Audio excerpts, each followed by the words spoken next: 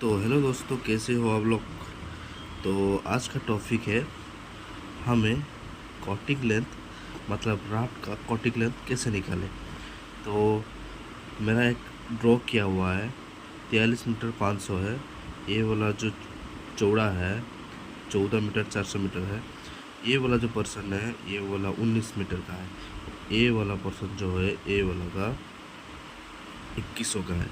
तो पहले हमको निकालना पड़ेगा डिस्ट्रीब्यूशन बार। मतलब पहले तो मेन बार डालते हैं, उसके बाद डिस्ट्रीब्यूशन बार डालते हैं। ये साइड इंजीनियर को ध्यान रखना है कि पहले हम जो नीचे वाला सरिया रखेंगे पहले मेन बार देना पड़ेगा, उसका ऊपर डिस्ट्रीब्यूशन बार देना पड़ेगा। ठीक है। तो पहले मेरा जो बॉटम जाली है, बॉटम जाली 25 डाई का 110 सेंटर टू सेंटर है। टॉप जाली है 25 डाई का 150 सेंटर टू सेंटर है। पहले बॉटम जाली का निकालते हैं। 4 लॉन्ग स्पान मतलब डिस्ट्रीब्यूशन बार है। तो 43.5 -1 कवर क्लियर कवर है।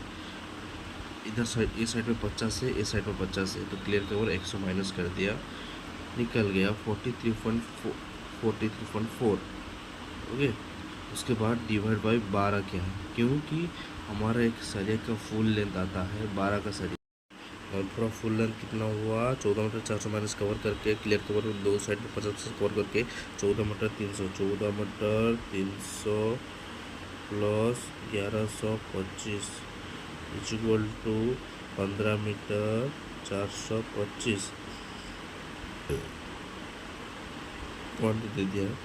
15 425 माइनस कितना करना पड़ेगा हमको, माइनस करना पड़ेगा इसमें 12 मीटर फुल सरिया आता है। 12 मीटर का फुल सर माइनस करने से हमको और एक्स्ट्रा आ रहा है 3 मीटर 425 का।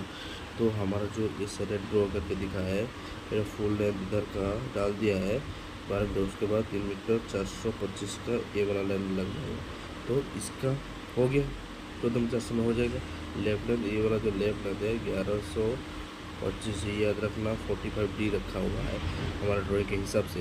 कहाँ पर साइड पे 50D यूज होता है, 46 45 44 ऐसी यूज होता है। आई स्कोर के हिसाब से उसका ड्राइंग के हिसाब से बनाता है। तो ऑल्टरनेट करने से हमारा जो 12 मीटर उल्टा इधर हो जाएगा, 3 मीटर 425 जो है उल्टा इधर आ जाएगा। तो ऑल्टरनेट लेफ्ट एक जगह नहीं गिरेगा। बात क्लियर।